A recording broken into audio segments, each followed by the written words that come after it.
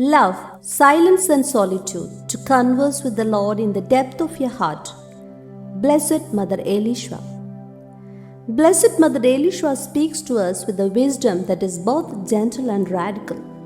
Her call to love silence and solitude is not an invitation to emptiness, but to fullness, a fullness that can only be found when the soul rests in God.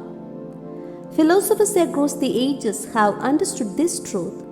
Socrates taught that an unexamined life is not worth living, reminding us that silence is necessary for self-knowledge.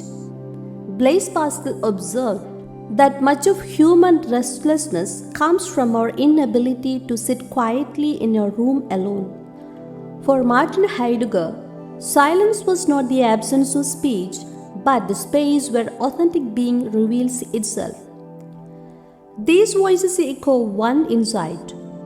Silence and solitude are not voids, they are thresholds. Saint Augustine confesses, "You were within me, but I was outside," teaching us that grace draws us inward, where in quiet depths of the heart the soul is transformed into communion with the triune God.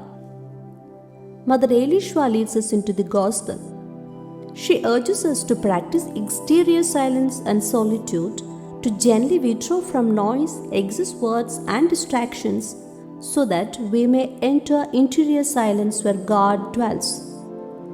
Exterior silence prepares the soil. Interior silence allows the divine seed to grow. Jesus himself invited us into this sacred interiority in Matthew 6.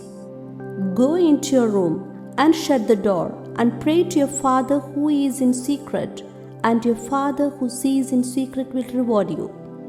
The room is hard, the door is our will. To close it is to surrender, choosing God over the many voices that compete for our attention. Here, Saint Teresa of Avila's interior castle becomes a living reality. The soul, she says, is a vast dwelling with many rooms, and God abides at its center. Silence is the key that opens the inner chambers. Solitude is the path that leads us inward. Blessed Mother Eliswa, in her own way, teaches us the same mystery. When we love silence, God forms His home within us. As daughters of Mother Eliswa, we are called to make this interior life visible through our way of living. In a fragmented world, our rootedness in silence becomes a quiet prophecy. In a noisy culture, a silence speaks. In a restless society, a solitude becomes communion. Let us then examine ourselves with honesty and love. Is the door of our inner room truly closed? Or do we leave it open to the noise of fear, distraction, self-importance, and ambition? May Blessed Mother Eliswa intercede for us, that we may love silence and solitude, not as an escape from the world, but as a way to transform it by living from the depths of a heart where God alone speaks.